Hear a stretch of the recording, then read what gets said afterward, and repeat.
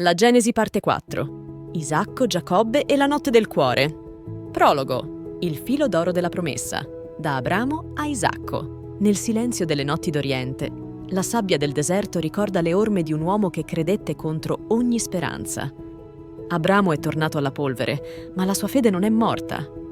Essa vibra ancora nell'aria, come un respiro sospeso tra cielo e terra.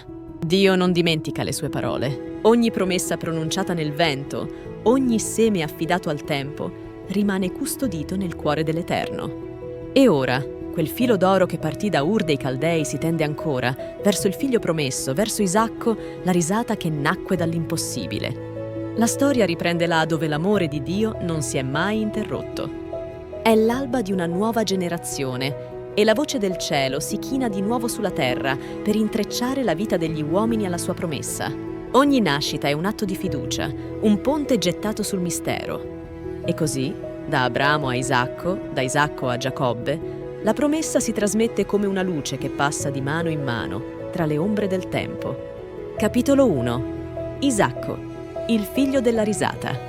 Isacco crebbe tra tende e pascoli, nel profumo dell'incenso e nel ricordo delle parole che Dio aveva detto a suo padre. Non era un guerriero né un conquistatore. Era un uomo mite, capace di ascoltare, di guardare al cielo e di aspettare. In lui, la fede di Abramo trovò la sua pace. Il suo nome, Isacco, significa «egli ride». Una risata nata dal miracolo, dalla meraviglia che Dio può far fiorire la vita anche quando tutto sembra sterile.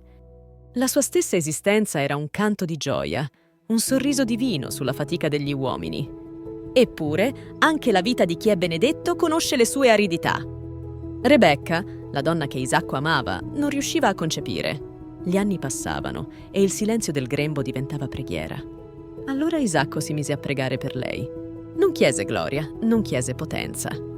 Chiese solo vita. E Dio ascoltò. Nel grembo di Rebecca 2 bambini iniziarono a muoversi. Ma non danzavano, lottavano. Una battaglia segreta agitava il ventre materno, come se già da lì la storia volesse annunciare che la benedizione di Dio passa attraverso la lotta. Rebecca si rivolse al Signore e chiese: «Perché questo avviene dentro di me?» E il Signore rispose: «2 nazioni sono nel tuo grembo, 2 popoli divisi dal tuo ventre. Uno sarà più forte dell'altro, e il maggiore servirà il minore». Parole misteriose, come sigilli impressi su un destino. Nel grembo della madre si preparava una storia di contrasti, una storia d'amore e ferite, di fede e inganno, di promesse e trasformazioni. Quando giunse il tempo del parto, Esaù uscì per primo, rosso, peloso, robusto, come se il fuoco della terra fosse in lui. Dopo di lui venne Giacobbe, che teneva il fratello per il calcagno. Come a dire, non ti lascerò andare. E in quel gesto era già scritto il suo destino. Esaù divenne un cacciatore, uomo dei campi, amante della libertà e della forza. Giacobbe invece preferiva le tende, i racconti, la calma. Era un uomo del silenzio e dell'attesa. 2 fratelli, 2 anime opposte, una spinta verso la terra, l'altra verso il cielo. Isacco amava Esaù, Rebecca amava Giacobbe. E in quella semplice preferenza nacque una linea invisibile di dolore, una ferita domestica che un giorno avrebbe diviso la casa. Così cresceva la promessa, intrecciata tra affetti e gelosie, tra il respiro umano e il disegno di Dio. Perché la benedizione non scende mai su vite perfette, ma su cuori veri, con le loro fragilità e i loro desideri. Capitolo 2. Esaù e Giacobbe. Il piatto di lenticchie. Un giorno Esaù tornò dai campi, stanco e affamato. Il sole era calato e il vento del deserto portava l'odore delle erbe bruciate. Giacobbe stava cucinando una minestra di lenticchie, rossa e fumante. Esaù si avvicinò e disse: «Lasciami mangiare di quella minestra perché sono sfinito». Giacobbe lo guardò. I suoi occhi erano calmi, ma dentro brillava una luce che Esaù non riusciva a leggere. «Allora vendimi la tua primogenitura». Esaù rise, come se avesse udito una follia. «A cosa mi serve la primogenitura se sto morendo di fame?» E in quel momento, per saziare un bisogno immediato, scambiò la benedizione del futuro con un piatto di lenticchie. Un gesto piccolo, eppure enorme. Perché non fu solo un affare di fratelli, ma un segno eterno. L'uomo che vive di solo pane dimentica che la vita ha radici più profonde. Mangiò, si saziò e se ne andò. E la scrittura dice: Esaù disprezzò la sua primogenitura. Quante volte, anche noi, vendiamo ciò che è eterno per un bisogno di un istante? Quante volte barattiamo la luce per un po' di calore? Dio non smette di guardare, ma attende che il cuore impari a distinguere ciò che nutre davvero. Per Giacobbe quella fu la prima conquista. Non ancora di giustizia, ma di desiderio. In lui c'era la sete della benedizione, il bisogno di ricevere qualcosa che solo Dio può dare. E anche se la sua via fu tortuosa, Dio avrebbe saputo purificare quel desiderio. Capitolo 3. La benedizione contesa. Isacco invecchiava. I suoi occhi non vedevano più, ma nel buio sentiva ancora il profumo dei campi e la voce dei figli. Sentiva che la vita gli scivolava tra le mani come sabbia e voleva trasmettere la benedizione a Esaù, il primogenito. Lo chiamò a sé e gli disse: «Va nei campi, prendimi della selvaggina, cucinamela come piace a me, e dopo ti benedirò!» Rebecca ascoltò, e nel suo cuore tornò la voce di Dio, quella promessa che le era stata detta quando i due figli si agitavano nel grembo. «Il maggiore servirà il minore». Fu allora che la madre decise di agire, non per capriccio, ma per timore che il disegno di Dio si perdesse nella cecità degli uomini. Chiamò Giacobbe e gli disse: «Figlio mio, fai come ti dico. Prendi 2 capretti dal gregge e io li cucinerò come tuo padre ama. Tu porterai il cibo a tuo padre e riceverai la benedizione». Giacobbe esitò. «Ma madre, Esaù è peloso, io ho la pelle liscia. Se mio padre mi tocca penserà che lo inganno e mi maledirà». Rebecca rispose: «Su di me la tua maledizione, figlio mio, fai solo ciò che ti dico». Così Giacobbe prese i capretti. Rebecca cucinò il cibo, prese le vesti di Esaù e gliele fece indossare. Sulle sue braccia e sul collo gli mise le pelli dei capretti, perché sembrasse ruvido come il fratello. Poi Giacobbe entrò nella tenda del padre. «Padre mio». «Eccomi, chi sei tu, figlio mio?» «Esaù, il tuo primogenito». Isacco esitò. «La voce è di Giacobbe, ma le mani sono di Esaù». Lo toccò, sentì le pelli, odorò la veste e benedisse. «Oh, profumo del mio figlio, come il profumo di un campo che il Signore ha benedetto. Ti conceda Dio la rugiada del cielo, l'abbondanza della terra, il dominio sui tuoi fratelli. Chi ti benedirà sarà benedetto, chi ti maledirà sarà maledetto». Appena Giacobbe uscì, Esaù tornò. Portava la selvaggina, il cuore pieno d'attesa. «Padre mio, alzati e mangia, poi benedicimi!» Isacco tremò. «Ci sei tu?» «Io sono Esaù, tuo figlio». E allora il padre capì. Esaù pianse, gridò con voce forte: «Padre, benedicimi anche tu!» Ma la benedizione era già volata via, come un soffio che non si può riprendere. Isacco, con gli occhi velati, disse solo: «Tuo fratello è venuto con inganno e ha preso la tua benedizione». Esaù pianse ancora. «Hai solo una benedizione, padre mio?» E Isacco lo benedisse con parole amare. «Vivrai della tua spada, servirai tuo fratello. Ma quando ti ribellerai, spezzerai il suo giogo dal tuo collo». Esaù uscì, con il cuore in fiamme. Nel suo sguardo c'era la ferita dell'orgoglio e la promessa della vendetta. Disse in cuor suo: «Mio padre è vicino alla morte. Quando sarà morto, ucciderò mio fratello Giacobbe». Rebecca udì e pianse. Poi chiamò Giacobbe. «Fuggi da tuo zio Labano, a Carran. Resta con lui finché la collera di tuo fratello sarà placata». E così, nella notte, Giacobbe partì. Solo, con un bastone e la benedizione sulle spalle. Non sapeva che stava fuggendo non solo da un fratello, ma da se stesso. Capitolo 4. La fuga di Giacobbe. Lontano da casa, verso se stesso. Giacobbe lasciò la casa di suo padre nella notte. Dietro di lui le tende di Isacco si facevano piccole come luci che svaniscono nel deserto. Davanti, solo la strada, il silenzio e la paura. Il vento portava sabbia e ricordi, e ogni passo sembrava allontanarlo da tutto ciò che era stato. Non era più il figlio amato né il fratello. Era un uomo in fuga, e in quella fuga portava una benedizione ottenuta con l'inganno, un dono che bruciava come fuoco tra le mani. Camminò per giorni finché la stanchezza lo piegò. Quando il sole scese, cercò un riparo. Trovò una pietra, la mise sotto la testa e si distese.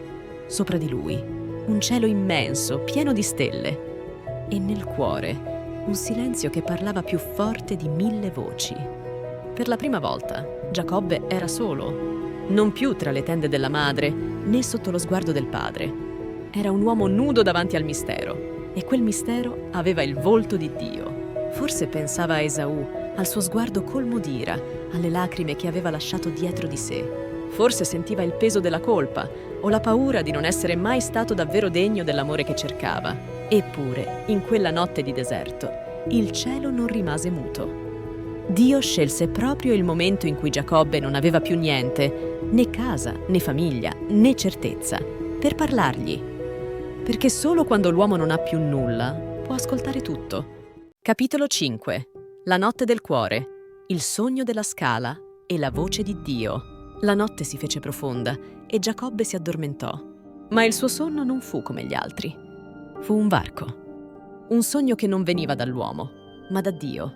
Vide una scala posata sulla terra, la cui cima toccava il cielo. E su quella scala salivano e scendevano angeli di Dio. Erano come fiamme leggere, messaggeri di luce che attraversavano il buio. Sopra la scala, nel punto più alto, stava il Signore. E il Signore gli parlò: «Io sono il Dio di tuo padre Abramo e il Dio di Isacco. La terra sulla quale dormi, la darò a te e alla tua discendenza. La tua discendenza sarà come la polvere della terra, si estenderà a occidente e a oriente, a settentrione e a mezzogiorno. In te e nella tua stirpe saranno benedette tutte le famiglie della terra. Ecco, io sono con te, ti custodirò ovunque andrai e ti ricondurrò in questa terra. Non ti abbandonerò finché non avrò compiuto ciò che ti ho promesso». Le parole scesero come luce dentro di lui. Non era più solo, non era più un fuggiasco. Era un uomo toccato da Dio. Si svegliò di soprassalto. La notte era la stessa, ma nulla era più uguale. Il cuore gli batteva forte, come se avesse respirato il cielo. Disse a se stesso: «Certo, il Signore è in questo luogo e io non lo sapevo». E fu preso da timore, non paura ma meraviglia. Poi aggiunse: «Com'è terribile questo luogo! Questa non è altro che la casa di Dio e la porta del cielo». Prese la pietra che aveva messo sotto la testa, la rizzò come un segno e vi versò sopra olio e chiamò quel luogo Betel, che significa casa di Dio. Poi fece un voto: «Se Dio sarà con me, se mi proteggerà nel cammino, se mi darà pane da mangiare e vesti da indossare, se tornerò in pace alla casa di mio padre, allora il Signore sarà il mio Dio. E questa pietra sarà casa di Dio, e di tutto ciò che mi darà io gli offrirò la 10ª parte». In quella notte la fede di Giacobbe nacque davvero. Non più ereditata, non più rubata, ma vissuta. Era la sua fede, la sua alleanza, la sua promessa. Il sogno della scala fu il sogno del cuore di Dio. Un Dio che non rimane in cielo, ma scende passo dopo passo per raggiungere l'uomo nel suo buio. Una scala tra il divino e l'umano, dove ogni gradino è una preghiera, una lacrima, un atto d'amore. E quella scala che univa cielo e terra non si è mai più ritirata. Da allora, ogni volta che un cuore si apre a Dio, una scala invisibile si stende tra le stelle e la terra. Capitolo 6. L'alba della trasformazione. Il Dio che non abbandona. Il mattino dopo il sogno, Giacobbe si alzò con il cuore nuovo. L'aria del deserto sembrava diversa, più leggera. Ogni granello di sabbia rifletteva la luce come se anche la terra avesse ascoltato la voce di Dio. Camminava verso oriente e ogni passo era una preghiera silenziosa. Non sapeva cosa lo attendesse a Carran, né se avrebbe mai rivisto suo fratello. Ma dentro di sé sentiva una certezza. Dio è con me. Quando arrivò alle terre di suo zio Labano, vide un pozzo. Accanto 3 greggi che aspettavano. E da lontano una giovane donna si avvicinava portando un'anfora. Era Rachele, figlia di Labano. Giacobbe la guardò e qualcosa nel suo cuore si sciolse. Non fu solo amore umano, ma la sensazione di aver trovato un segno nel cammino, come se Dio, che gli aveva parlato nella notte, ora gli parlasse attraverso uno sguardo. Le aiutò a dare da bere alle pecore. Poi si fece riconoscere e Rachele corse a chiamare suo padre. Così Giacobbe entrò nella casa di Labano, dove restò molti anni. Per amore di Rachele servì 7 anni e gli parvero pochi, tanto la amava. Ma Labano lo ingannò, dandogli in moglie Lea, la sorella maggiore. Fu un colpo amaro, come se l'inganno che Giacobbe aveva seminato fosse tornato a visitarlo. Eppure Dio non lo abbandonò. Gli diede anche Rachele, e da loro nacquero figli, greggi, ricchezze. ma soprattutto nacque in lui un uomo nuovo che imparava a vedere oltre le astuzie, oltre la forza, oltre il calcolo. Con gli anni, Dio plasmò il cuore di Giacobbe come un vasaio lavora l'argilla. Ogni prova era una mano che lo modellava, ogni delusione una forma che si purificava. Poi venne il giorno in cui Dio gli disse: «Ritorna nella terra dei tuoi padri, e io sarò con te». Allora Giacobbe capì che non si può fuggire per sempre, che il tempo della fuga diventa, prima o poi, tempo di ritorno. Così raccolse la sua famiglia e tutto ciò che aveva e prese la via verso casa. Il cammino del ritorno è sempre difficile, perché ci riporta alle ferite che non abbiamo ancora guarito. E Giacobbe sapeva che, per tornare davvero, avrebbe dovuto affrontare Esaù, non solo il fratello, ma l'ombra del suo passato. Capitolo 7. La lotta con l'angelo e la rinascita di Giacobbe. Era notte quando Giacobbe attraversò il fiume Jabbok con la sua famiglia e i suoi greggi. Li fece passare tutti dall'altra parte e rimase solo. Il vento muoveva l'acqua e la luna disegnava riflessi d'argento. Solo, come la notte in cui aveva sognato la scala. Ma questa volta non sognava, stava per incontrare Dio nella lotta. All'improvviso, un uomo lo afferrò. Non parlò, non spiegò. Fu un combattimento silenzioso, corpo contro corpo, anima contro anima. Lottarono fino all'aurora. Giacobbe non voleva cedere. Aveva lottato tutta la vita, per nascere, per essere amato, per essere benedetto. Ora lottava per essere rinnovato. L'altro toccò il suo fianco e lo ferì, ma Giacobbe non lo lasciò. Gridò: «Non ti lascerò andare finché non mi avrai benedetto!» Allora l'uomo gli chiese: «Come ti chiami?» «Mi chiamo Giacobbe». E l'altro disse: «Non ti chiamerai più Giacobbe, ma Israele, perché hai lottato con Dio e con gli uomini e hai vinto». Poi lo benedisse e scomparve. Giacobbe rimase solo, zoppicante, ma con il cuore pieno di luce. Il dolore nel fianco era il segno della sua rinascita. La ferita era diventata benedizione. Quando il sole sorse, Giacobbe vide il mondo con occhi nuovi. Non era più il fuggiasco, né l'ingannatore.